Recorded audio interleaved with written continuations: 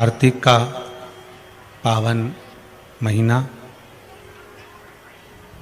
जिसमें कार्तिक महात्म की पावन कथा का रसास्वादन करने का सौभाग्य मिला है। देवाधिदेव महादेव की करुणा, कृपा, दया एक कठिन है मानव की देह।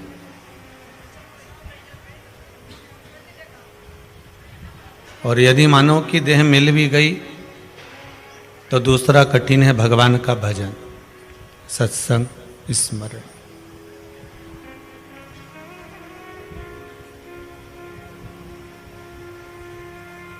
मान लो अगर मानव की देह मिल जाए, कहते हैं कौटि कौटि हजारों जन्म लेने के बाद जो सत्कर्म का पुण्य का घड़ा जब फूटता है तब मानव की देह मिल पाती है। और फिर उससे भी प्रबल हजारों लाखों पुण्य के घड़े जब फूटते हैं तब जाकर भगवान ये वाणी, ये नयन, श्रवण, हाथ, पैर, ये सारी इंद्रियां पूर्ण देता है।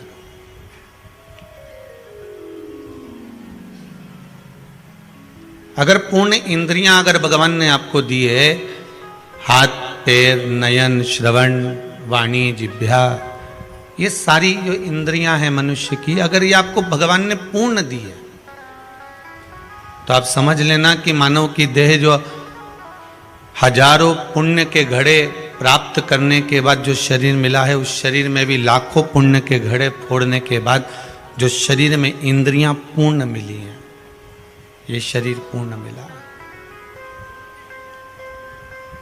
और अगर शरीर पूर्ण मिल भी गया और पूर्ण शरीर मिलने के बाद भी करोड़ों करोड़ों पुण्य के घड़े जब फूटते हैं, समाप्त होते हैं, उसमें से अमृत जो निकलता है पुण्य का, तब जाकर कोई भगवान का भक्त बन पाता है।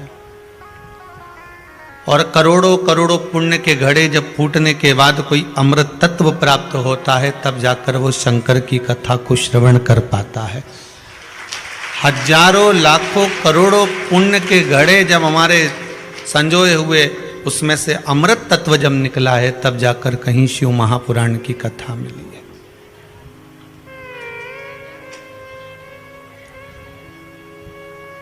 बहुत कठिन है महाराज।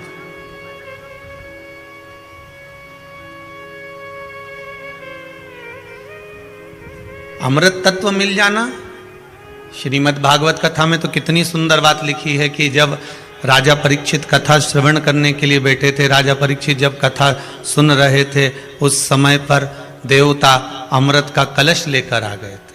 बोलो सही है कि गलत है? सुनिए ना भागवत जी।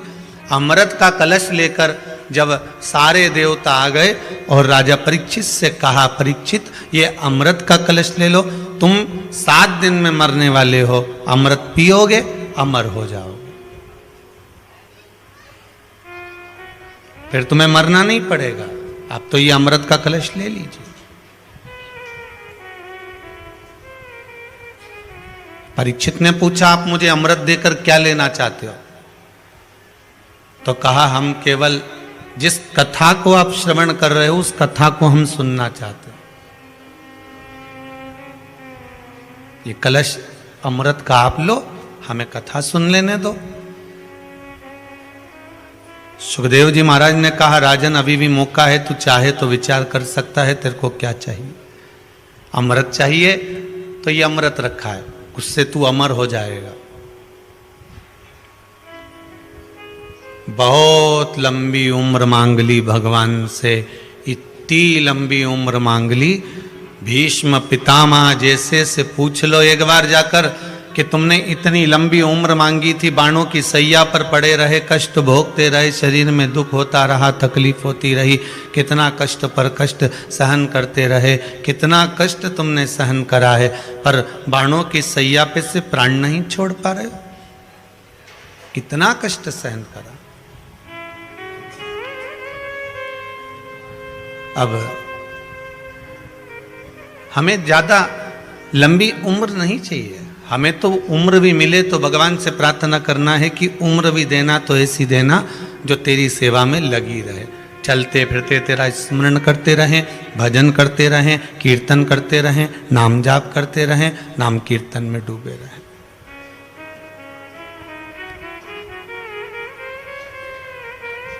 बहुत भारी उम्र दे दी और उस उम्र को पा भी लिया आपने, और उसके बाद में मालूम पड़े शरीर में कष्ट हो जाए तो क्या मतलब था।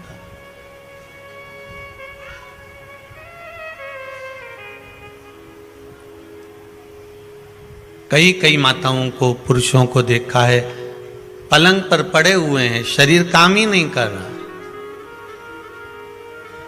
उनकी बहू बेटे रोज भगवान से प्रार्थना करते हैं कि आज इनको समाप्त कर दीजिए, इनकी श्वास को अब ले लीजिए, इनके प्राण छोड़ दीजिए, फिर भी प्राण नहीं निकलते।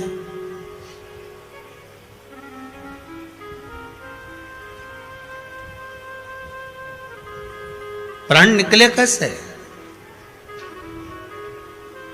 व्यसन में, आसक्तियों में, काम में, लोभ में, तृष्णा में, जब तक ये प्राण फंसे हुए हैं तब तक ये निकलने वाले नहीं। परमात्मा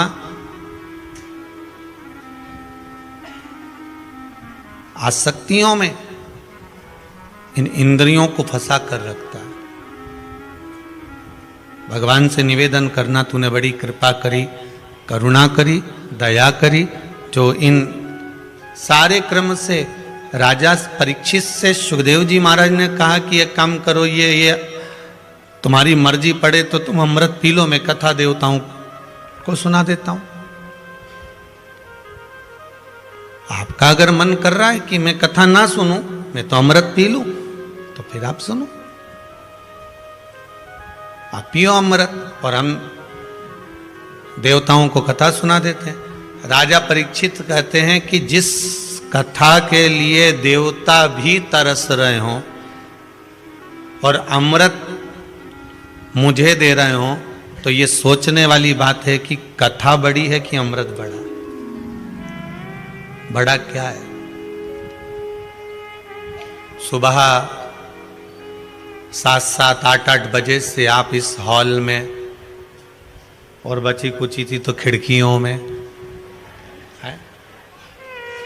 7-7, 8-8 बजे से 9-9 बजे से जगह संभाल संभाल कर बैठे हो। इससे ये महसूस होता है, इससे ये मालूम पड़ता है कि अमृत फीका है इस शिव महापुराण के आगे। अमृत फीका है, अमृत की कोई परिभाषा नहीं। अमृत केवल अमरता प्रदान कर सकता है, पर शिव महापुराण वो अमरता देती है जिसके बल पर आप भगवान की भक्ति को प्राप्त कर कर अपने परिवार में, कुटुंब में, कबीले में रहकर सुख का अनुभव कर सको।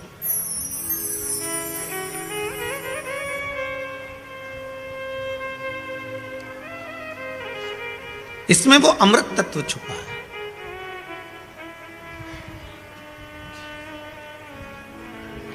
अगर बार बार जन्म होए भी ना, तो भगवान से एक प्रार्थना जरूर करना कि जितनी बार जन्म देना उतनी बार भगवान शंकर की भक्ति करती रहूं, भगवान शिव की भक्ति में डूबी रहूं।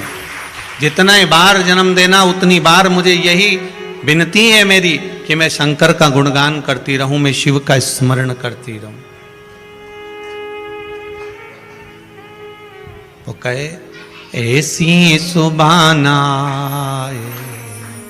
आए ना ऐसी शाम। भगवान, ना तो ऐसी सुबह चाहिए ना ऐसी शाम चाहिए जिस दिन मेरे मुख पर आपका नाम ना हो। हर पल, हर घड़ी, हर क्षण मैं आपका स्मरण करते रहूं।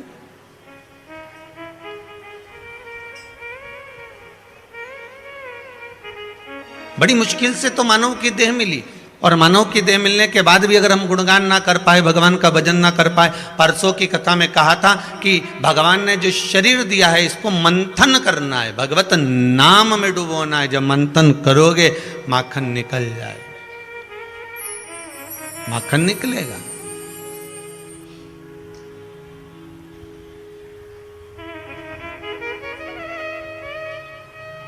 और मक्खन की कीमत बड़ी बड़ी प्रबल है। और जिन जिन ने मंथन करा उनको माखन मिला है, ये पत्र कह रहे हैं आपके द्वारा लिखे हुए। ये आपके द्वारा लिखे हुए इन पत्रों में वर्णन है कि हमने शंकर का अनुमोदन करा, हमने ये उपयोग करा, हमने ये भगवान शंकर की कथा में से सुनकर ये उपाय किया और बाबा ने मेरे ऊपर कृपा करी।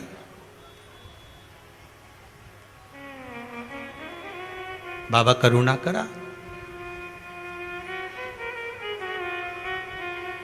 ये आपका मंथन कर रहा है, ये आपका विश्वास है।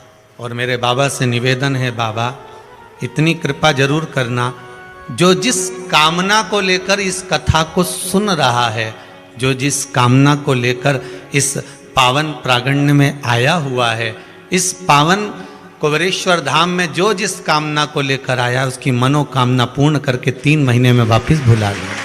मन उसका ही, चित्त उसका ही, वृत्ति उसकी है, शरीर उसका। गीता जी में उसने कहा कि तेरा जन्म हुआ, जन्म देने वाला मैं हूं, मरेगा तो कफन देने वाला मैं हूं, अगर मर गया तो अग्नि भी मैं दूंगा। तो फिर सब सर्वस्व उसका है। जब मकान जिसका तो पुताई होगा, फिर हम क्यों सोचें? आप तो विश्वास रखिए, बस दृढ़ता रखना, भरोसा डिगने मत देना, भरोसा मत डिगने देना, भरोसा पूर्ण रखना। शंकर का जो भगत होता है उसका भरोसा प्रबल होता है।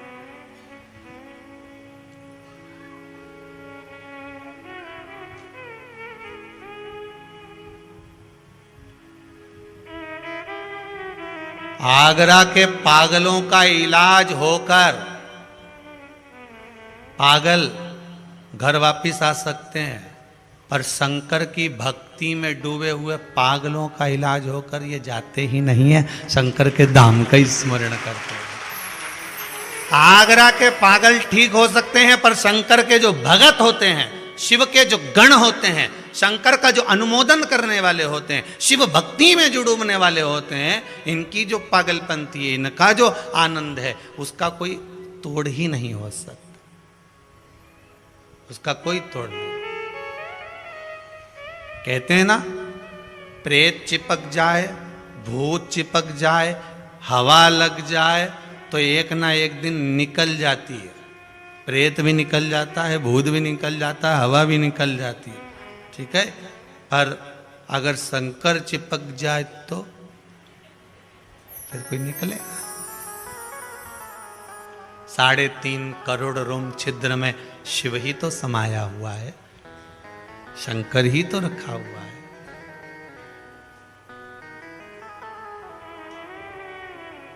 साढ़े 3 करोड़ रोम छिद्र में मेरा भोलेनाथ, मेरा विश्वनाथ, मेरा शंभू ही तो समाया हुआ है।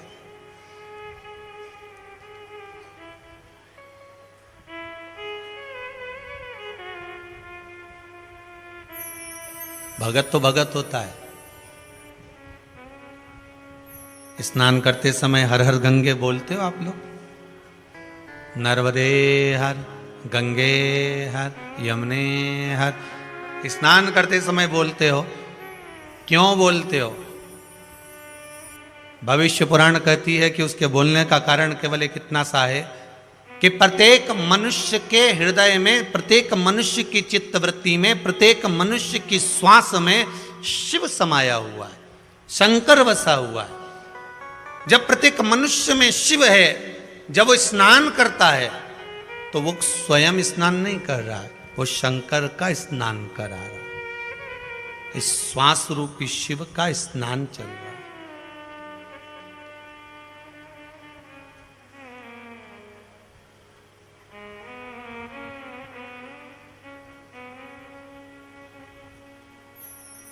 जो भगवान का भगत होता है ना, उसको तुम भोजन कराओ ना, तो उससे कहो, क्यों साहब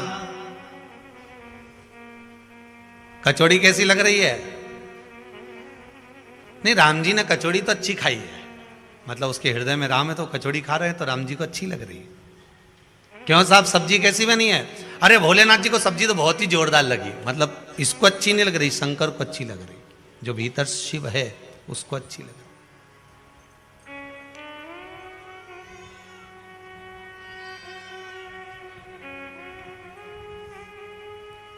हम उसको पहचान लें, बस एक विश्वास की दृढ़ता में हम उसकी पहचान कर लें कि शंकर यही है। उसको पहचान कर उसके स्मरण में हम डूब जाएं और उसकी भक्ति में डूब जाएं। जब भक्ति में हम भगवान शंकर के डूब जाएंगे तो फिर हमको कुछ सूझना नहीं है महाराज, कुछ सूझना। एक व्यक्ति की 4 पत्नियां थी। कितनी पत्नियां? 4। लोगों की एक नहीं निभ रही, उसकी 4 कैसे निभी होगी? ये तो विचार वाली बात है।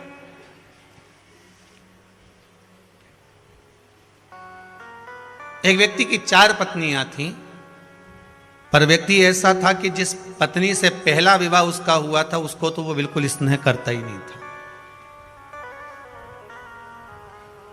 उसका सबसे ज्यादा अगर कोई प्रेम था, सबसे ज्यादा अगर आसक्ति थी, तो जो चौथे नंबर की पत्नी थी जिससे उसने आखिरी में विवाह करा था, उससे उसका प्रेम सबसे ज्यादा था।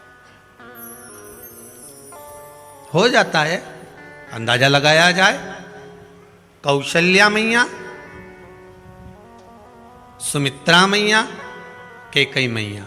सबसे ज्यादा स्नेह दशरथ जी का किस पर था? कैकेयी मैया। 4 पत्नियां थी, उसमें पहली पत्नी से जो विवाह करा था उसमें कोई उसकी स्नेहता, उसका प्रेम, उसकी आसक्ति उस पत्नी में नहीं थी। उसकी सबसे ज्यादा आसक्ति थी वो चौथे नंबर की पत्नी में, जो सबसे लास्ट की थी, सबसे आखिरी की थी। और फिर उस चौथे नंबर की पत्नी के बिना वो एक क्षण नहीं रहता था। एक क्षण, दिन रात, सुबह शाम, हर पल हर घड़ी उसके साथ ही रहता, कहीं नहीं जाए उसको छोड़ के।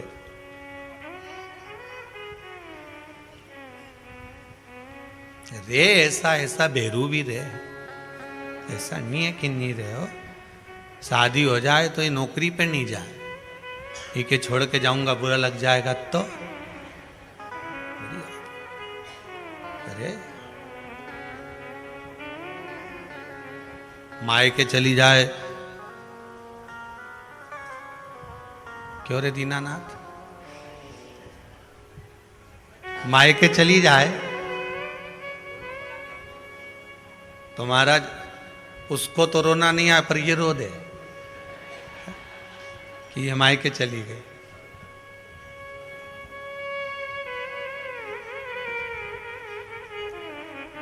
अरे ऐसा, इसकी चौथे नंबर में बड़ी आसक्ति थी, फिर उससे कम आसक्ति तीसरे नंबर में थी।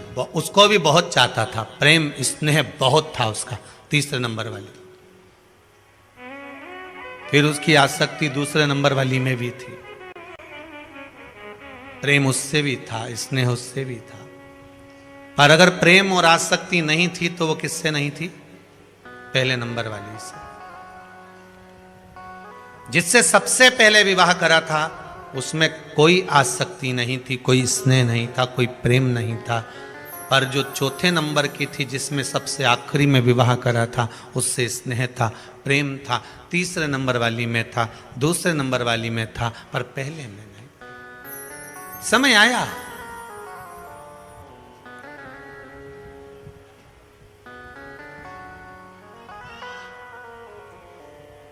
अच्छे से अच्छा सूरमा क्यों ना हो, काया और माया ये कब किस समय साथ छोड़ जाएगी मालूम नहीं पड़ेगा। क्या क्या चीज? जम के बोलिए जरा। काया और माया ये किस समय पर आपका साथ छोड़ जाएगी आपको मालूम नहीं पड़ पाएगा। कितना ही बादाम खा लो, कितनी काजू खा लो, कितना ही पिस्ता खा लो, चाहे अखरोट वाला क्रीम से मुंडा धो लो,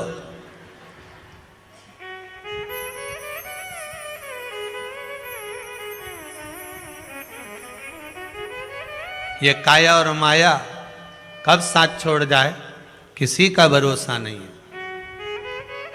कितने दिन की सुंदरता रहेगी साहब, कितने दिन की। पहले भी कथा में कहा, वो माइकल जैक्सन जिसके कितने कितने डॉक्टर लगे रहते थे, कभी उसका पढ़ना आपको मालूम पड़ेगा।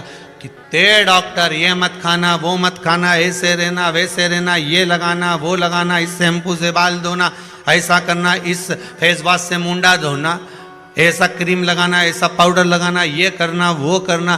कितना कितना उसने डॉक्टरों को रख रखा था, कितनी दवाइयाँ खाता था, कितना कितना प्रयोग करता था। उसके बाद भी दुनिया के लोग तो 70 साल, 80 साल, 90 साल में मरे, पर वो उससे पहले निपट गया। जब इतने डॉक्टर रख रखे थे, सब पूछ पूछ कर भोजन कर रहा था, एक एक चीज छाट छाट कर खा रहा था,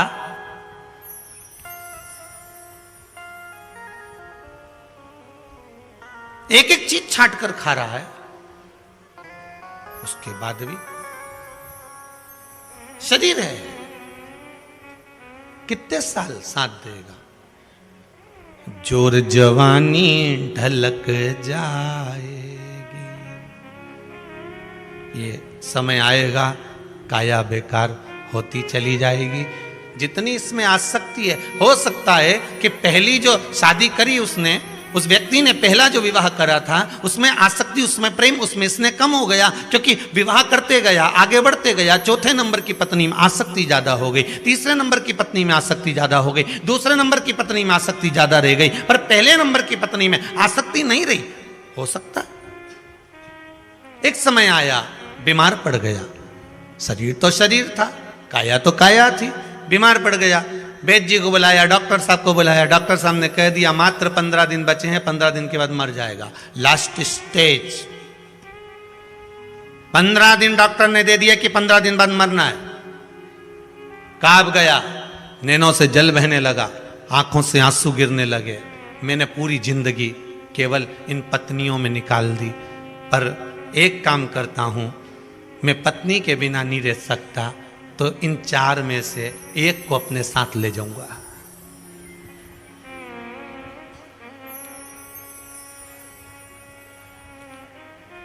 थाना पक्का भेरू, पक्का था। इन 4 में से मेरे साथ एक पत्नी को लेकर जाऊंगा, चाहे कुछ भी हो जाए। इसने सबसे पहले उसी से कहा। किससे? वो चौथे नंबर वाली से, क्योंकि उसी को ज़्यादा चाहता था, उसी को लेकर जाना चाहता था। उससे कहा, मैं तुम्हें बहुत चाहता हूँ, तुम्हारे बिना एक क्षण नहीं रह पाता हूँ, तुम और मैं हमेशा साथ रहे हैं। मैं सच चाहता हूँ कि मैं 15 दिन बाद मर रहा हूँ, तो तुम भी मेरे साथ चलो, मेरे साथ चलिए, मैं तुम्हारे बिना नहीं रह सकता। उस पत्नी ने तो एक क्षण नहीं लगाया, और एक क्षण में कह दिया, फालतू की बात तो करना ही मत, फालतू की बात मेरे से करना बती, मैं काहे को चलूं तेरे साथ में। और पत्नी एक सेकंड नहीं लगा और निकल के घर से बाहर। अब इसने कहा, बताओ कितना प्रेम था, एक सेकंड में के और चल दी बाहर। इन्हें दूसरी से कहा, वो तीसरे नंबर वाली से, सुनो तुम मेरे साथ, तुम चलो मेरे साथ में, मेरे साथ में, मैं 15 दिन बाद मर रहा हूं, मेरे साथ में मरना पड़ेगा तुमको, तुम्हें चलना पड़ेगा, मैं तुम्हारे बिना नहीं रह सकता। वो तीसरे नंबर की ने कहा, फालतू की बात करना मत, तुम जैसे ही निपटोगे मैं दूसरी शादी करूंगी। मेरे से फालतू की बात करो मत, और मेरे को दूसरी शादी करना है। तुम कब तक पलंग पर पड़े रहोगे, चलो। वो भी चली गई। हाँ भाई, दूसरे नंबर वाली, उसने उससे कहा, देख मैं तेरे बिना नहीं रह सकता, एक तो कम से कम कोई मेरी सेवा करने वाली वहां चाहिए, मैं तुम्हारे बिना नहीं रह पाऊंगा, तुम मेरे साथ में चल चल। इतने में उसने कहा, देखो जी फालतू की बात मत करो, कोई किसी के साथ जाए अच्छी बात नहीं है, एक काम करूंगी, मैं तुम्हें शमशान तक छोड़ जाऊंगी, पर मैं तुम्हारे साथ नहीं जाऊंगी। देख मैंने तेरे को इतना कर बोल रहा हूं, मेरे साथ मैंने बोल दिया ना शमशान तक जाऊंगी, ओके बाद नहीं जाऊंगी, बस बोल दिया तो बोल दिया, फालतू की बात करना मत मेरे से। और इसने भी किया। इतने में पहले नंबर वाली ने आवाज लगाकर कहा, तुम चिंता मत करो, मैं तुम्हारे साथ ऊपर तक चलती हूं। मैं तुम्हारे साथ चलती हूं, तुम टेंशन मत लो, तुम प्राण त्यागोगे और मैं तुम्हारे साथ चल दूंगी, तुम चिंता मत करना। काहे को चिंता करते हो? ये उस व्यक्ति की 4 पत्नियां नहीं, हम सबकी 4 पत्नियां हैं।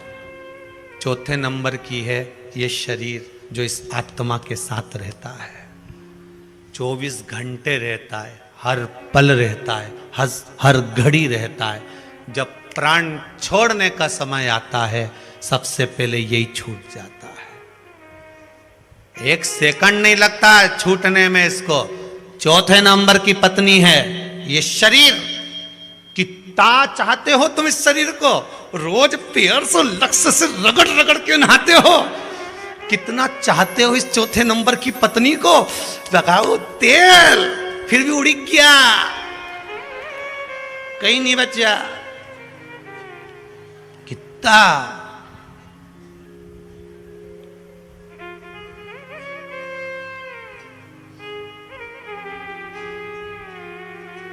ये भी सीखने को मिलता है। जब सियोर वाला महाराज का नहीं बचा तो अपना कहीं बचेगा। ये भी एक सीख है।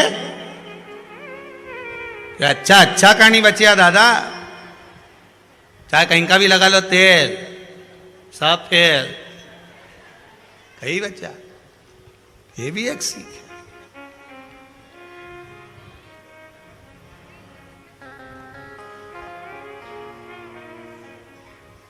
अब कितना खर्च करा वो चौथे नंबर की पत्नी के लिए? विचार करिएगा जरा, कितना कितना खर्च करा है वो चौथे नंबर की पत्नी पर। आपने सबसे ज्यादा अगर जीवन का कोई खर्चा करता है तो ये चौथे नंबर की पत्नी पे ही करता है। बोलो सही है कि गलत है? क्रीम भी इसको चाहिए, कपड़े भी इसको चाहिए, एक से बढ़कर एक डेंटिंग पेंटिंग सारा सामान चाहिए। 2 घंटा तक कुर्सी पे बैठे रहे, धागा से खिंचवाई तिरोल पर है, मुंडा फाड़ी ने 1 घंटे तक कांच के सामने पेंसिल से लाइन खींचने पे डब्बा भरो है। कितनी मेहनत करी है चौथे नंबर की पत्नी के पीछे, कितनी मेहनत करी ने, एक से बढ़कर एक ने। दबा दबा के पति से कह जरा साड़ी नीचे खींचो पटली में, अब वो पटली ऐसी पकड़ के खड़ी, खींचो जरा, देखो अच्छे से खींचो जरा नीचे, जमाओ तो जमाओ जरा।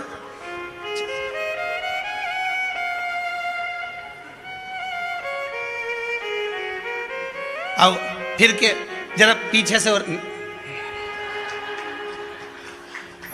हम बापड़ा ऐसे मेंढक जैसा चल के पीछे गया उसके पांव के पास, पांव पड़ के एक जगदम्बा धन्य गजब किया। अब ये नीचे क्यों नहीं हो रही? तो पति बोले पहले सैंडल तो उतार दे, नीचे जरा पकड़ो तो। हे भगवान द्वारका नाथ शंभू, चौथे नंबर की है। कितना खर्च करा, खूब बादाम खिलाई, काजू खिलाया, खूब कपड़ा पहनाया, खूब अच्छा अच्छा आभूषण पहनाया। इसके बाद भी प्राण छूटते समय 1 सेकंड नहीं करा और छूट गई। आत्मा इधर, शरीर इधर। और तीसरे नंबर की थी जो कह रही थी कि मैं तो तुम मरे और दूसरे से शादी कर लूंगी। कौन बोली थी है? तीसरे नंबर की। ये तीसरे नंबर की पत्नी है हमारा धन दौलत पैसा प्रॉपर्टी जमीन। तुम निपटे और रजिस्ट्री दूसरे की, तुरंत निपटते से ही ने बस तुम जिंदगी भर जोड़ जोड़ के मर गए। 500 रुपए ले जाना बीमे वाले से कहा, हमारी एक अच्छी एफडी कर दे भैया, हमारा पैसा जमा करते रहे भैया, 1000 रुपए महीने का जमा करना भैया, और हर साल की इतनी कर देना भैया। बीमा तुमने भरा, पैसा तुमने जमा करा, 1-1 रुपया जोड़ जोड़ के मर गए, 100-100 रुपए जोड़ जोड़ के मर गए। मरने के बाद वो पैसा किसको मिला? जिसके नाम था, दूसरे, कहीं पत्नी को, कहीं बच्चों को, दूसरों। यही तो तीसरे नंबर की पत्नी कह रही है कि तुम मरोगे और मैं दूसरी शादी कर लूंगी। अर्थात तुम जैसे ही निपटे तुम्हारी पैसे को, तुम्हारी दौलत को, तुम्हारे सामान को, तुम्हारे धंधे को, तुम्हारा जो कपड़ा लत्ता जेवर आभूषण रतन माणिक मोती जो भी तुम्हारे घर में, वो उस पर दूसरे का ही तो हक होगा कि तुम्हारा होगा, कि ऊपर से आके चिल्लाओगी 500 रुपए मेरे हैं, बोलोगे? नहीं, उस पर हक दूसरे का हो जाएगा। ये तीसरे नंबर की पत्नी है, मरते से शादी दूसरी कर लेती है। ये धन, ये दौलत, ये संपदा, ये सत्ता, ये वैभव, ये लक्ष्मी, ये हमारा सारा साज और सामान, ये तुरंत दूसरे का हो जाता। तुम निपटे और वो दूसरे का होगा।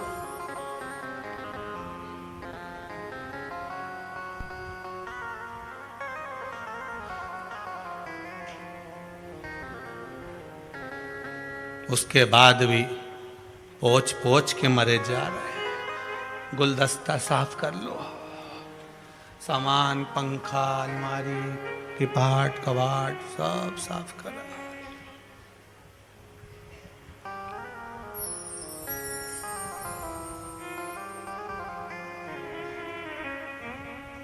अच्छा एक बात बताओ, पूरे घर की सफाई तुम नौकरानी से करवा लेते हो, नौकर से करवा लेते हो, तिजोरी की सफाई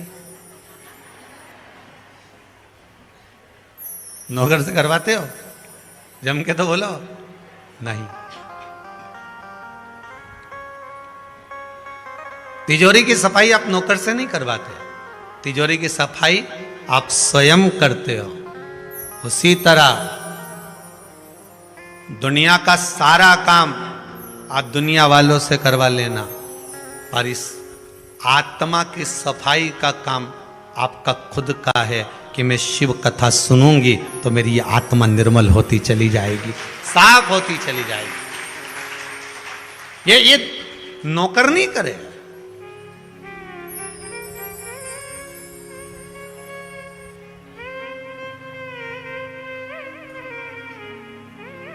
माता, पिता, गुरु और ये आत्मा, ये वो दौलत है, ये वो तिजोरी है।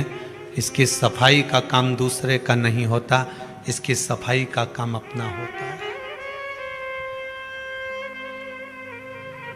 कोई दूसरा नहीं कर सकता।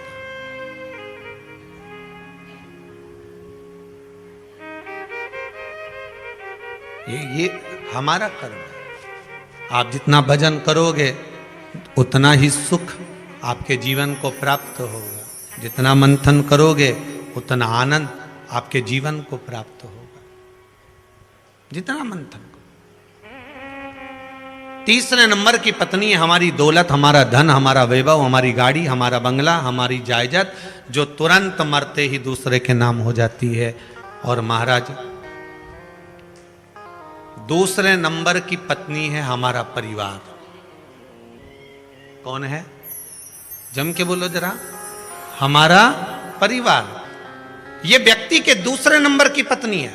परिवार वाले, पत्नी ने क्या कहा था? दूसरे नंबर की पत्नी बोली थी मैं तुम्हें शमशान तक छोड़ जाऊंगी, पर मैं तुम्हारे साथ वहां नहीं जाऊंगी।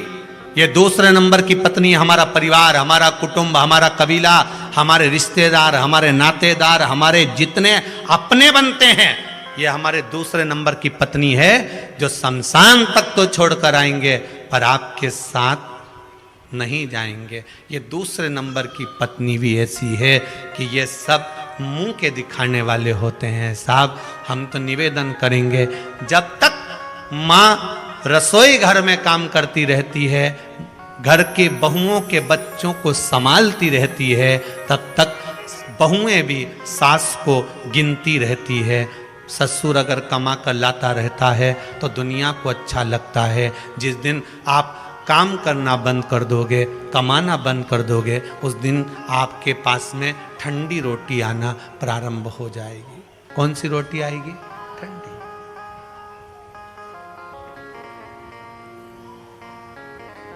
पकड़ के हाथ जो तेरा कहे तू लाडला छोरा, अभी सब साथ हैं तेरे, आगे होने को धोखा है। हरि भज लो, हरि भज लो, हरि भजने का है। अभी हमको लगता है कि हमारे कुटुंब, हमारा कबीला, हमारा परिवार, हमारे साथी हैं, ये कितनी देर के हैं, कितने पल के हैं।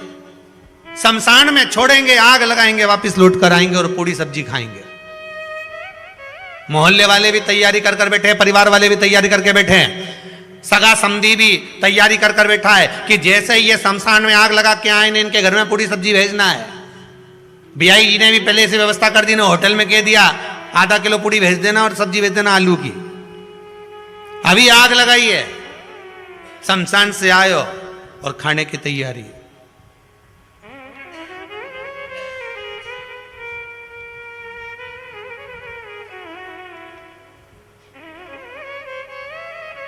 ये दूसरे नंबर की पत्नी है। और आई पहले नंबर की पत्नी। पहले नंबर की पत्नी है, वो है ये आत्मा। कौन है ये? आत्मा। ये कहती है चलो, मैं चल रही हूं। कुछ भी नहीं जाएगा, केवल अकेली थी, अकेली ही जा रही। पहले नंबर की वो कहेगी भक्ति करो, भजन करो, स्मरण करो, नाम जाप करो, मंत्र जाप करो, कीर्तन में डूबे रहो, भगवान की अविरल भक्ति में डूबे रहो, इसको भटकने नहीं देना, इससे भ्रमित मत होना, यहां वहां भटकना नहीं। दुनिया के लोगों की आदत होती है 4 दिन यहां से काम नहीं हुआ तो 5वें दिन दूसरी जगह पहुंच जाएंगे, 5वें दिन दूसरी जगह काम नहीं हुआ 6ठे दिन दूसरी जगह पहुंच जाएंगे। पर शिव महापुराण की कथा कहती है 10 कुएं खोदने से अच्छा है एक कुआं खोदा, उसमें पानी नहीं निकला, दूसरा खोदा, उसमें पानी निकला, इसको 10 फीट खोदा, उसको 20 फीट खोदा, उसको 70 फीट खोदा, उसको 80 फीट खोदा, उसको 100 फीट खोदा, पानी नहीं निकला। तो एक काम करो ना, एक ही बोर, एक ही कुआं कम से कम 200, 300, 400 फीट खोद ले, पानी निकल कर मानेगा कि खोदते जाऊंगा जब तक पानी नहीं निकले। खोदे जा, जितना खोदेगा पानी निकलेगा। 100 फीट यहाँ खोदा, 10 फीट माँ खोदा, 50 फीट माँ खोदा, 70 फीट माँ खोदा, 150 फीट माँ खोदा, उससे अच्छा एक ही अच्छा गहरा खोद, पानी निकलेगा। उसी तरह कभी इधर चले गए, कभी उधर चले गए, कभी ये देवता, कभी वो देवता, कभी वो धाम, कभी वो धाम, 10 जगह जाने से अच्छा एक पकड़ लो कि इसके दरवाजे पर खोदूंगा, पानी निकलेगा, ये पक्का है। इसके चरण पकड़ कर बैठा हूं, जल निकलेगा, ये पक्का है। मैं भजन करूंगा, मेरा काम सिद्ध होगा, ये पक्का है। दुनिया के हुए तो मेरा क्यों नहीं हो सकता? किसी भी एग्जाम में बैठ रहे हो, कंपटीशन एग्जाम में बैठ रहे हो, परीक्षा में बैठ रहे हो, उनसे हम बार बार कहते हैं कि शंकर का अनुमोदन करना, एक बार शिव पर विश्वास रखकर बीच का पत्ता जो बेलपत्री का होता है, इस पर शहद लगाकर हथेली में रखकर श्री शिवाय नमस्तुभ्यम बोलकर मन की कामना कर कर भगवान शंकर के शिवलिंग पर लगाकर इसके बाद जाना, बाबा आपकी मनोकामना पूर्ण जरूर करेगा, ये पक्का है। आप करो, उस पर भरोसा, उस पर दृढ़ता कर कर विश्वास कर कर जाइए। ऐसा कौन काम है जो नहीं होगा साहब?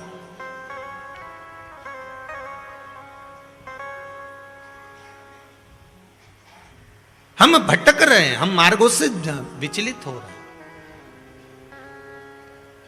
हम मार्गों से विचलित हैं।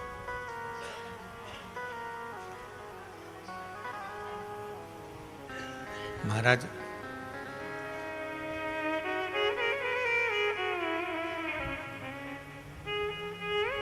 भगवान के भाव अगर शुद्ध हैं महाराज, तो फिर अगर निर्मल मन सो मोहि पावा, मोहि छल छिद्र कपट ना भावा। भगवान को अगर सबसे ज्यादा प्रिय है तो आपका मन, आपका चित्त, आपकी वृत्ति प्रिय है। मन के भीतर बहुत सारा कपट भरा हो, बहुत सारा छल भरा हो महाराज, तो कैसे प्रभु मिलेगा? देखो एक बात श्रेष्ठता में कही गई है, सांप के फन में जहर होता है। बोलो सही है कि गलत है? मधुमक्खी के डंक में जहर होता है, सही है? बिच्छू की पूंछ में जहर होता है।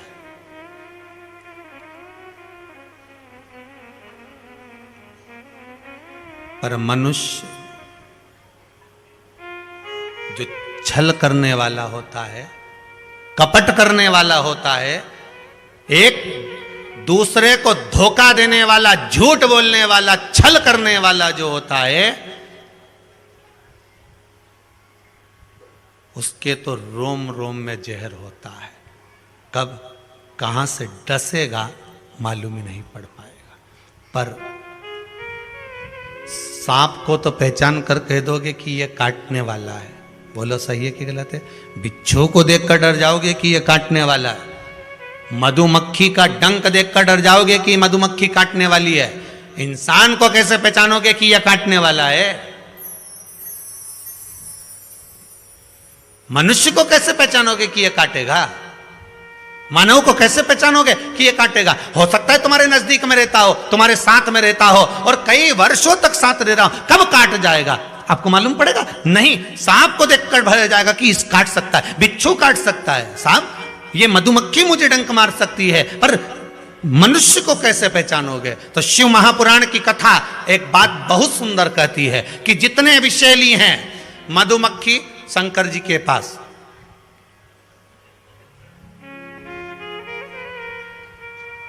शिव जी का नाम एक धूमवान है। क्या नाम है? धूमवान। माता पार्वती का नाम एक धूमावती, जिनके पास में मधुमक्खी ढेर, पूरे शरीर के आसपास में मधुमक्खी है धूमावती के। शिव जी के गले में सर्प, वो भी विषैला, कानों में बिच्छू, वो भी विषैला। हम कैसे पहचानेंगे कि ये व्यक्ति विषैला है, ये हमको धोखा देगा, ये कपट करेगा, ये छल करेगा, ये झूठ बोलेगा, ये प्रपंच करेगा? कैसे पहचानेंगे? शिव महापुराण की कथा कहती है हमें पहचानना नहीं है। सांप डसेगा, ये उसका काम है। मधुमक्खी काटेगी, डंक मारेगी, ये उसका काम है। बिच्छू डंक मारेगा, ये उसका काम है। और मनुष्य हमको छलेगा, झूठ बोलेगा, कपट करेगा, हमारे साथ धोखा करेगा, ये उसका काम है। पर एक बात याद रखना, सांप का जहर उतारने वाले का नंबर अपने पास रख लो। काटेगा तुरंत उसके पास पहुंच जाना, फोन लगा के मैं आ रहा हूं, काट खाया। बिच्छू काटे, बिच्छू वाले का नंबर अपने पास रख लो, जैसे ही काटे तुरंत उसके पास पहुंच जाओ। मधुमक्खी काटे तुरंत उसके पास पहुंच जाओ। उसी तरह मनुष्य जब काटे तो श्री शिवाय नमस्तुभ्यम मंत्र याद रखना, बस जहर उतर जाए। जहर उतरेगा। सांप का जहर सांप वाला उतार सकता है, मधुमक्खी का डंक का जहर मधुमक्खी वाला उतार सकता है, बिच्छू का जहर बिच्छू वाला उतार सकता है, पर मनुष्य के डंक मारने का, उसके धोखा देने का जहर कोई नहीं उतार सकता, केवल एक शंकर उतार सकता है। उस पर विश्वास रखना। जिसने तुम्हारे साथ धोखा किया, छल किया, कपट किया, प्रपंच किया, भगवान शिव के ऊपर छोड़ देना। कि अपने ध्यान में रखिएगा,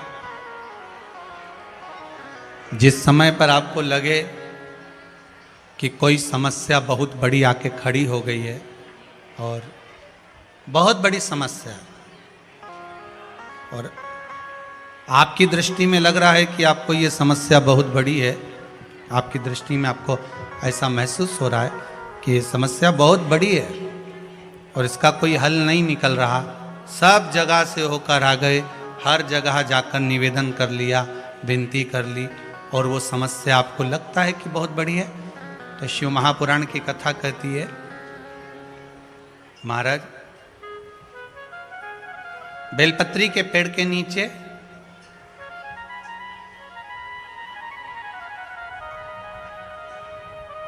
एक छोटा सा शिवलिंग का निर्माण करो। काय का निर्माण करना है? शिवलिंग का। अब बेलपत्री के पेड़ के नीचे आप अगर सोचो कि भाई मैं ब्राह्मण हूं, सफेद मिट्टी का शिवलिंग बनाना है, क्षत्रिय हूं, लाल मिट्टी का शिवलिंग बनाना है, या वैश्य हूं, पीली मिट्टी का शिवलिंग बनाना है, या शूद्र हूं तो काली मिट्टी का शिवलिंग का निर्माण करना है। शिव महापुराण की कथा कहती है लिंग पुराण कहती है, नर्मदा पुराण कहती है कि बेलपत्री के पेड़ के नीचे आप जिस शिवलिंग का निर्माण करें उसके लिए आपका वर्ण नहीं देखना, आपको तो बेलपत्री के नीचे की ही मिट्टी ले लेना, फिर वो जिस कलर की।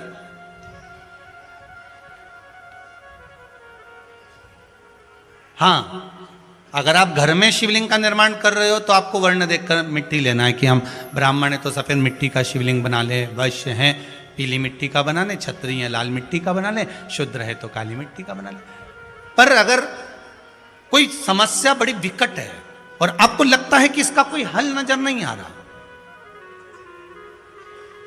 इसका कोई हल ही नहीं दिख रहा है और ऐसा लग रहा है कि ये उलझते जा रही है गुत्थी, अब सुलझना नहीं है, अब उलझते गई और लगे कि अब ये सुलझना नहीं है और अब ये कोई, हमने जितनों को बोला कोई नहीं सुलझा सका, हमने बहुत फोर्स सब लगा लिया, तब एक बेलपत्री के पेड़ के नीचे या तो सोमवार को या सोमवार की अष्टमी पड़े उस दिन या फिर प्रदोष के दिन, प्रदोष काल में शिवलिंग का निर्माण कर लो।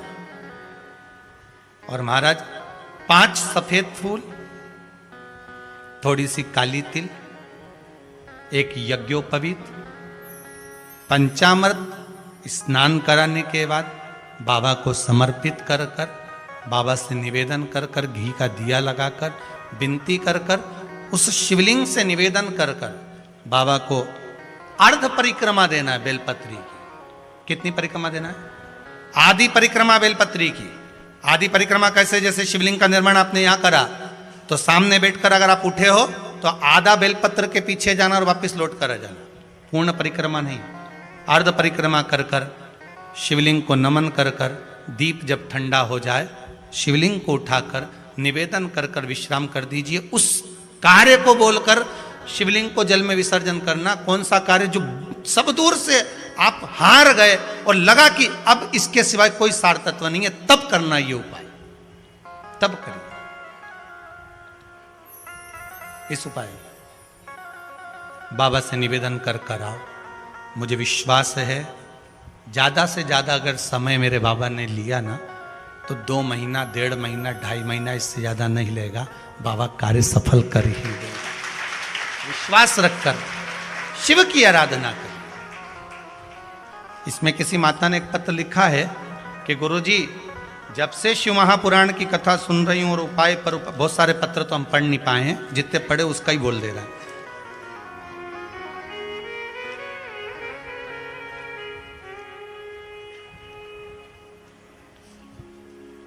जयपुर से आगरा रोड, प्रेम नगर से, जिला जयपुर, राजस्थान, आगरा रोड, प्रेम नगर, जयपुर से ये पत्र है। इन्होंने लिखा है काफी कठिनाइयों से चल रहे थे, आपके बताए अनुसार उपायों से समाधान निकला है। आपके उपाय हमने हर प्रयास में किए हैं। भोलेनाथ की कृपा से सारे कार्य सफल हो गए हैं। यही बाबा की कृपा है। जिनने भी लिखा पत्र, फिर निवेदन करेंगे, ये पत्र सब यहीं रखे रहते हैं, आप बाद में भी पढ़ सकते हो, स्मरण कर सकते हो।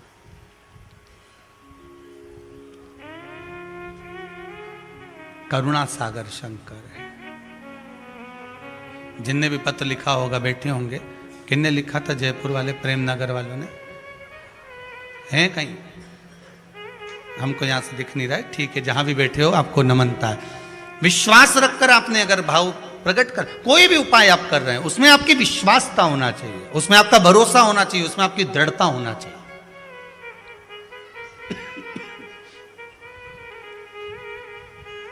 और यदि विश्वास प्रबल है, प्रेम जब अनंत हो गया, रोम रोम संत हो गया।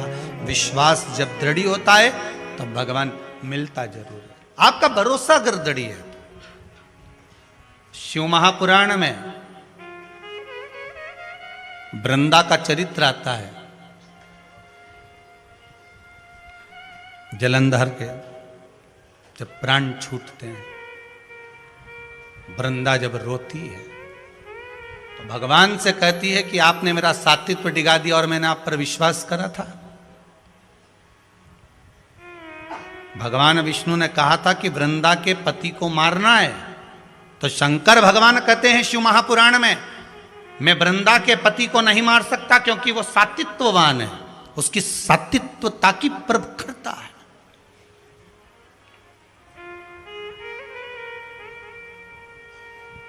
और किसी भी रूप में प्रखरता रहे, अगर आपकी दृढ़ता, आपका विश्वास अगर प्रबल है तो दुनिया में कौन बाल बक्का करेगा। एक माता जी की आदत थी, वो सुबह से उठती थी और जम जम के दरवाजा खोल के चिल्लाना चालू कर देती थी, जय हो भोलेनाथ, जय हो कुबेर भंडारी, जय हो महाकाल राजा, जय हो विश्वनाथ, बड़ी कृपा करी प्रभु आपने, बड़ी कृपा करी, खूब चिल्ला चिल्ला के बोले। आने वाले समय में वो एक माइक ले आई, ऐसा माइक ले आई, और उसने अपने अपने मोहल्ले में 2-3 जगह ऐसे डब्बे रखे ना, इसमें के 2-3 रख दिए घर की छत पे, और वहीं से चिल्लाए जम जम के। सवेरे उठे और मुंह धोया नहीं धोया और बाहर आके चिल्लाए। अब इसके कारण इसके पास में एक पड़ोसी रहता था, वो कभी भगवान को नहीं मानता था, इतना दुखी हो गया, इतना दुखी हो गया जिसके कारण परेशान हो गया। ये चिल्लाना चालू करे सुबह 5:30-6 बजे से। अब वो बेचारा बड़ा दुखी, बड़ा दुखी, किससे कहे। और वो झगड़ा करने आए तो ये लड़ने भी बैठ जाए। और लड़े कैसी, वो चिल्लाए, गालियां दे, और ये चिल्लाए वाह वाह प्रभु बड़ी कृपा करी। अब उसको और चिढ़ बैठे। बता भगवान,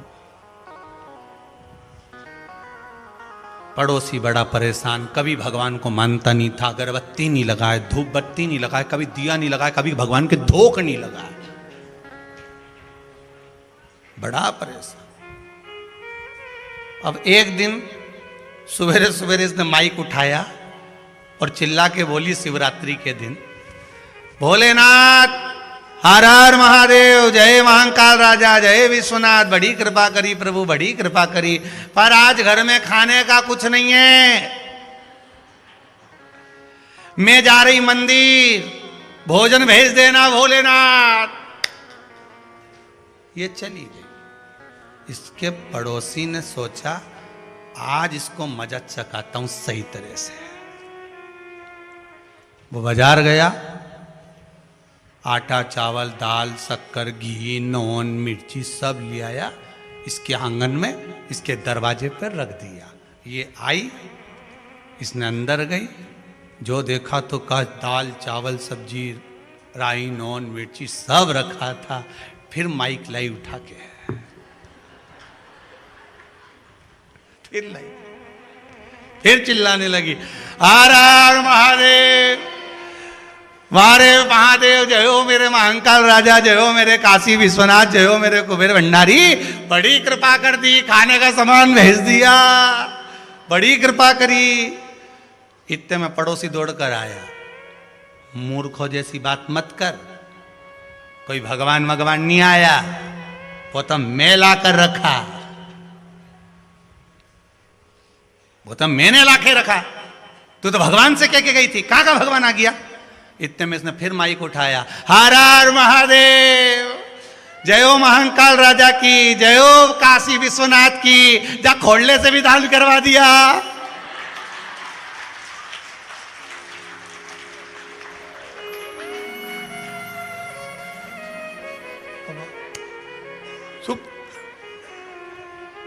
गजब,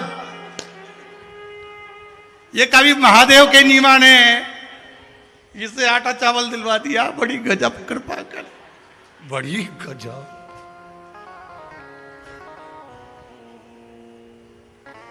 उसने कहा तेरा भगवान आया था देने, मैंने रखा, मेरा जय जयकार कर। उसने कहा मैंने तो महादेव से कहा था, महादेव ने तुझे कहा, तूने लाके रखा, सब महादेव ही तो कर रहे हैं, हम तो केवल निमित्त मात्र। नहीं तो तेरे जैसा रोज सुबह उठ के गाली बके, अब शब्द बोले, ताने दे, आज आटा चावल दे पर तूने दिया। आपसे ज्यादा कुछ नहीं बने ना तो भगवान की तारीफ करना चालू कर दो। जित्तों के पास बैठो ना उत्तों के पास, वाह वाह साहब हम कुबेरेश्वर धाम गए थे, हमने तो कथा सुनी, वाह सियोर वाला महाराज पगला जैसी कथा बाचे, और बताते जाए हम तो खूब कथा का आनंद लिए साहब, हमने शिव महापुराण की कथा सुनी, हमने तो ये उपाय करा, हमने पशुपति व्रत करा। अभी पशुपति व्रत करती करती माताओं के इतने सारे मैसेज आ गए कि अब की बार पशुपति व्रत पड़ रहा है सोमवार का, सोमवार को पड़ गई एकादशी। अब हम पशुपति व्रत करें कि एकादशी करें। अब हम खीर बनाते थे चावल की, खीर बनाते थे, हलवा बनाते थे, अब क्या करें। तो निवेदन है अगर आप एकादशी का व्रत करते हो तो एकादशी का व्रत कर लो। फिर वही वाली बात आ गई जो पहले गई थी कि पशुपति व्रत तो अपने चल रहे हैं, एकादशी अगर बीच में आई है तो तुम एकादशी का अगर व्रत करते हो तो एकादशी कर लो, पर दोनों व्रत को मिक्स मत करना। फिर इस व्रत को छोड़कर अगले में पशुपति व्रत कर लो। हो सकता है बाबा चाह रहा होगा कि एक दो व्रत आगे बढ़ा ले, अभी तेरा काम बहुत लंबा उलझा हुआ है, मेरे को थोड़ा फाइल खसकाने में समय लग रहा है, तो ये अब तो उस पर विश्वास कर कर चलने दो।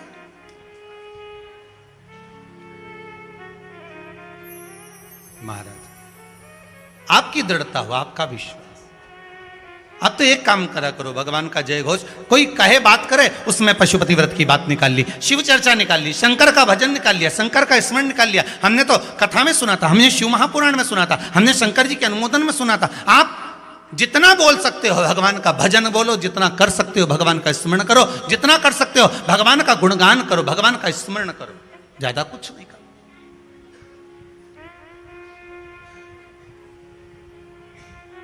सास घर के बाहर, बहू घर के अंदर।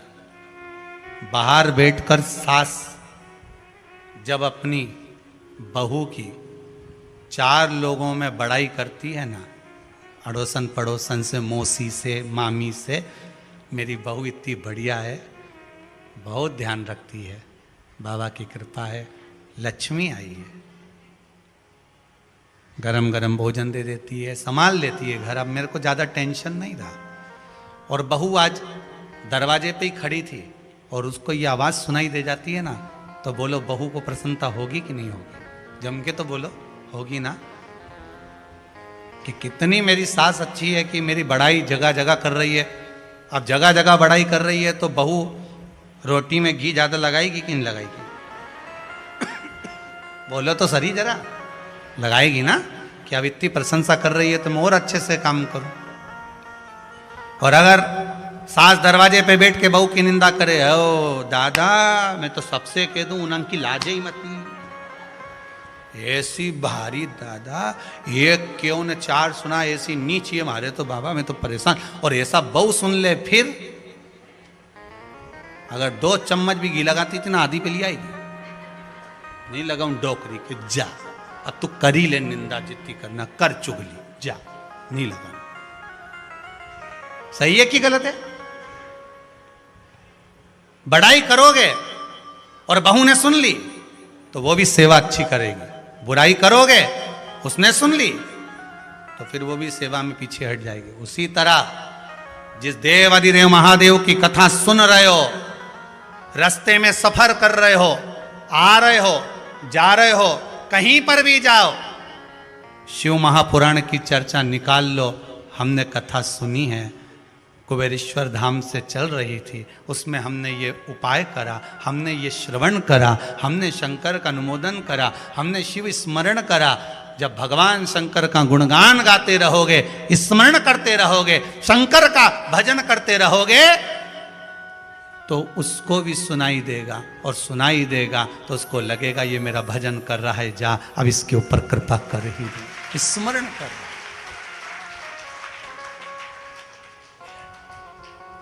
और हम अगर उसकी निंदा सुनेंगे, हम उसकी निंदा सुनेंगे, कोई ने कह दिया फालतू के चक्कर में पड़े हो, प्रपंच में पड़े हो, क्या होता है समी पत्र चढ़ाने से, क्या होता है बेलपत्र चढ़ाने से, क्या होता है शंकर भगवान पर दूध चढ़ाने से। लोग कहने वाले तो कुछ भी कह सकते हैं, उनका मन है, ये तो उनका मन। कहने वाला कुछ भी कहे, पर आप अपने चित्त से भगवान को अगर रिझा रहे हो, भगवान रिझेगा। मैं विश्वास नहीं तोड़ सकता, शंकर भगवान ने कहा अगर वृंदा का पति को मारना है तो वृंदा का सातित्व डिगाना पड़ेगा। वृंदा का सातित्व डिग जाएगा, मैं उसको मार दूं।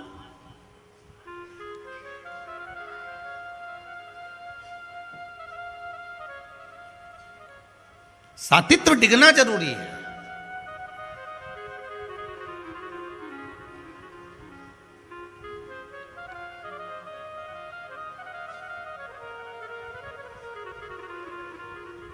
और अगर सातित्व नहीं डिगा तो फिर ये नहीं मर सकते। अब इसके सातित्व को डिगाने के लिए क्या करा जाए?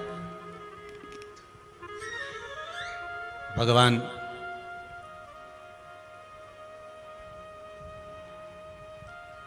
देवाधिदेव महादेव ने कहा भगवान विष्णु से, नारी का सातित्व अगर डिगाए तो ही ये मरे। क्या करा जाए? आप वृंदा के पति बनकर, जालंधर बनकर चले जाओ, वृंदा के पति बनकर।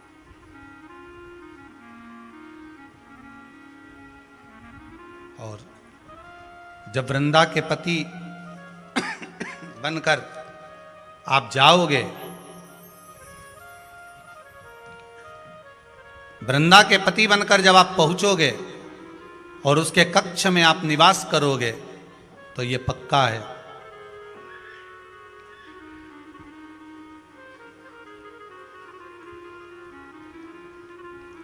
कि उसका सात्वित्व डिगेगा, और उसका सात्वित्व अगर डिग गया तो फिर मैं उसको मार दूंगा। उसको मारने में मुझे देरी नहीं लगेगी।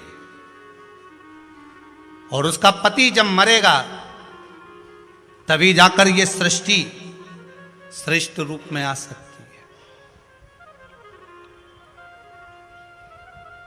आप करो प्रयास। महाराज, एक कमरे में जैसे 4-5 मोमबत्ती जल रही है, दीपावली अपन सहज भाषा में समझ। एक कमरे में 4-5 मोमबत्तियां जल रही हैं। एक टेबल पर जल रही है, एक टीवी के पास जल रही है, एक फ्रिज के पास जल रही है, एक दरवाजे के पास में जल रही है।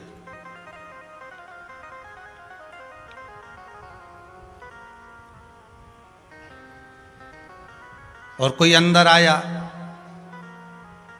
उसने देखा पहली मोमबत्ती जो टीवी के पास रखी थी वो बुझ गई। दूसरी मोमबत्ती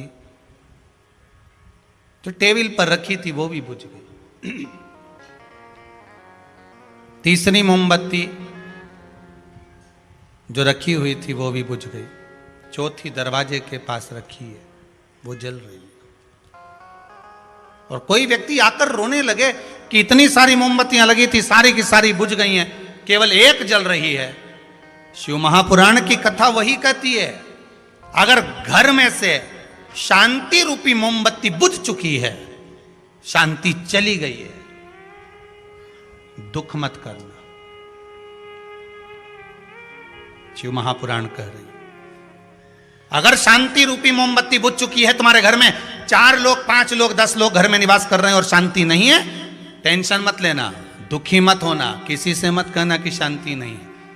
बुझ गई ना मोमबत्ती शांति की, बुझ जान दो। दूसरे नंबर पर, परिवार में एक दूसरे पर विश्वास नहीं है, मतलब विश्वास रूपी मोमबत्ती भी बुझ गई। सास बहू पर विश्वास नहीं करती, बहू सास पर नहीं करती। एक बार देवरानी जेठानी पर नहीं करे, जेठानी देवरानी पर नहीं करे, भाई भाई पर नहीं करे, बेटा बाप पर, बाप बेटे पर नहीं करे। विश्वास रूपी मोमबत्ती भी बुझ चुकी है, तो भी घबराना मत।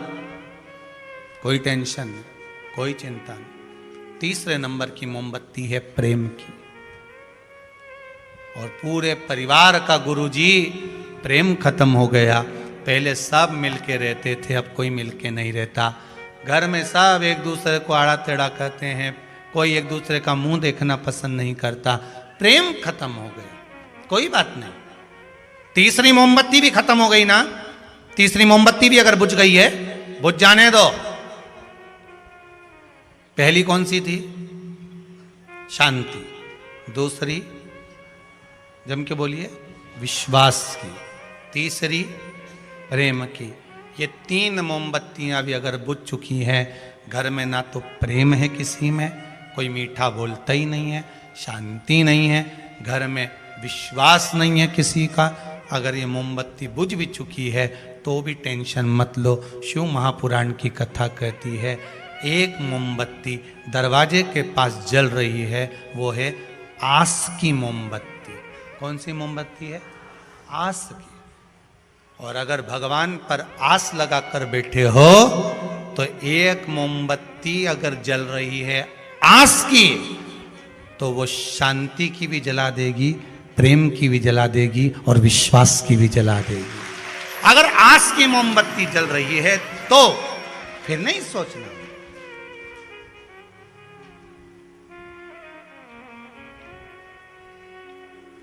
आश मत समाप्त होने देना।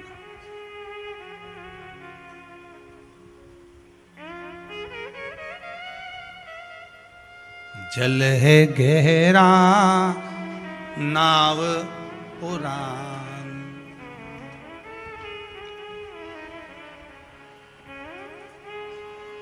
बीच भंवर मत छोड़ना, ओ डमरू वाले लागी लगन मत छोड़ना, ओ काशी वाले लागी। मतलब आस हमारी लगी हुई है कि ये विश्वास, ये आस आपके चरणों से लगी है। यहां आप आए काय के लिए हो?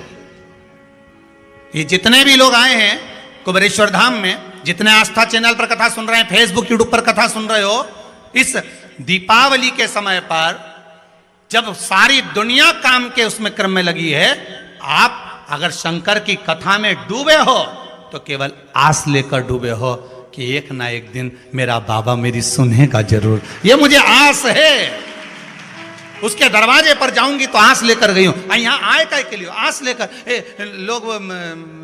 लोग तो बस से आते हैं, पर आस लगा कर रखोगे तो क्यों ना जाएगा वो। विश्वास पूर्ण हो, आस पूर्ण हो। महाराज मैं डिगा नहीं सकता, भगवान शंकर बोले। आप विष्णु भगवान से कह रहे हैं, आप जाकर वृंदा का सातित्व डिगा दीजिए। भगवान नारायण पहुंचे वृंदा का सातित्व डिगाने के लिए, और जैसे ही वृंदा का सातित्व डिगाने के लिए मेरा भगवान जाते हैं, वृंदा का सातित्व डिगाने के लिए मेरे भगवान नारायण पहुंचते हैं, जलंधर का रूप रखकर उसके साथ में निवास करते हैं। सातित्व डिग गया और वृंदा का पति मर गया।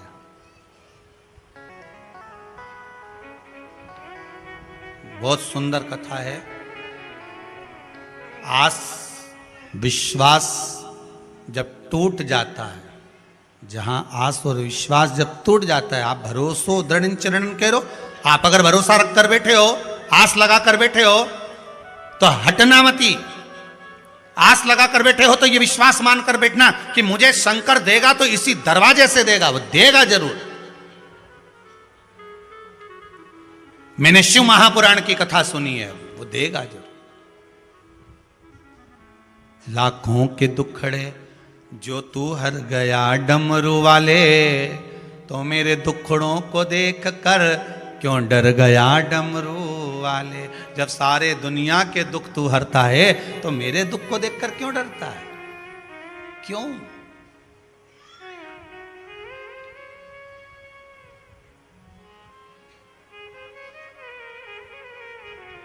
आस छोड़ना नहीं, विश्वास छोड़ना नहीं, भरोसा मत टूटने देना।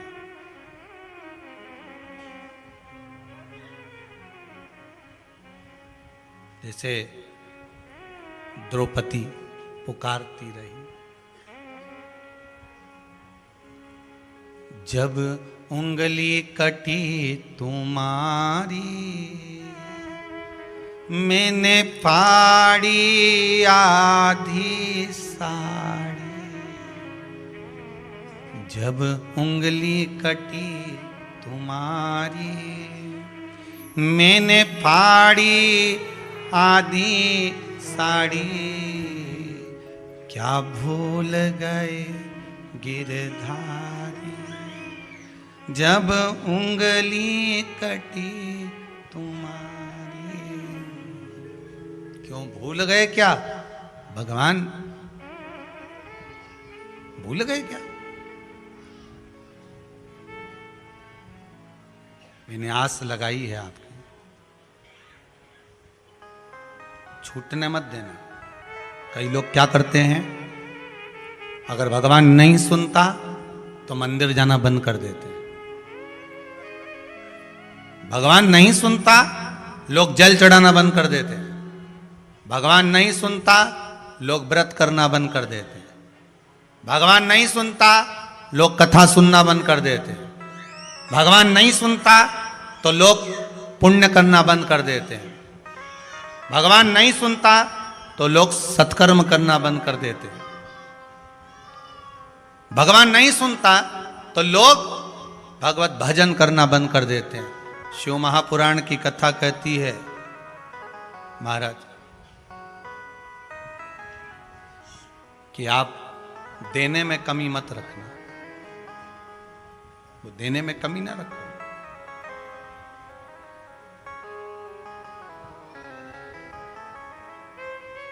आप देना शुरू करो, वो आना शुरू हो जाएगा। आप किसी को दुआ दोगे तो आपके पास में भी दुआ आएगी। आप किसी को इज्जत दोगे, आपको भी वो इज्जत प्रदान करेगा। आप किसी को कुछ दे रहे हो, वो आपको मिलेगा, प्राप्त होगा। गौतम बुद्ध जब चलते थे, किसी गांव में पहुंचते थे, तो वहां गांव के लोग गौतम बुद्ध को अपशब्द कहते थे। गौतम बुद्ध को अपशब्द कहते थे जब गौतम बुद्ध चलते थे। लोग ताना देते थे, छली कहते थे, ढोंगी कहते थे, प्रपंची कहते थे गौतम बुद्ध को। कई लोग पत्थर उठाकर मार देते थे गौतम बुद्ध पर। एक गांव में तो गौतम बुद्ध जब गए तो लोगों ने उनको ताने पर ताने, गालियां पर गालियां, अपशब्द पर अपशब्द कहे। सब बोल बोल बोल, सुबह 9 बजे के बोलने पड़े तो दोपहर की 4 बज गई। गौतम बुद्ध ने एक उत्तर नहीं दिया, सब थक गए बोल बोल के। तब गौतम बुद्ध ने आखिरी में कहा, जाऊं? गौतम बुद्ध बोले, जाऊं? तो गांव का एक व्यक्ति खड़े होकर बोला कि तुमको ढोंगी कहा, प्रपंची कहा, छली कहा, गालियां दी, अपशब्द कहे, ताने दिए, कितना कितना बोला, सुबह 9 बजे से 4 बजे तक बोला, और तुम्हें कुछ फर्क नहीं पड़ा? इतनी गालियां दी, तुम्हें कोई फर्क नहीं पड़ा? गौतम बुद्ध बोले, तुम देते रहे, हमने ली नहीं। तुम देते और उसका पलटकर हम जवाब देते तो समझो कि हमने ली।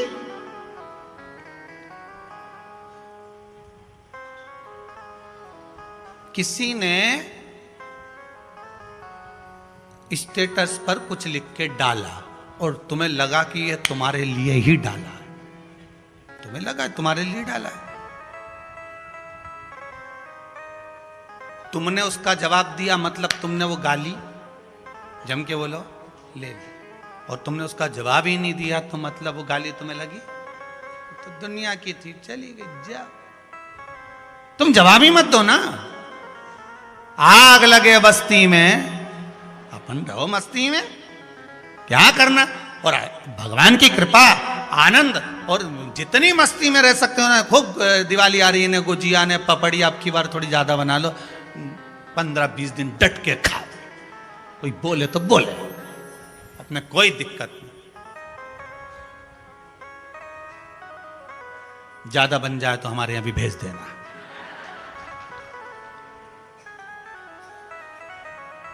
यहां भी बहुत मेहमान आए दिन भर। चित्तवृत्ति में बस कहे कहने वाला, आग लगे बस्ती में अपन रहो, वो कहने वाला कहेगा, ताने देने वाला देगा। अब भगवान शंकर ने जलंधर को मार दिया, वृंदा का सात्वित्व डिगा, जलंधर को मारा।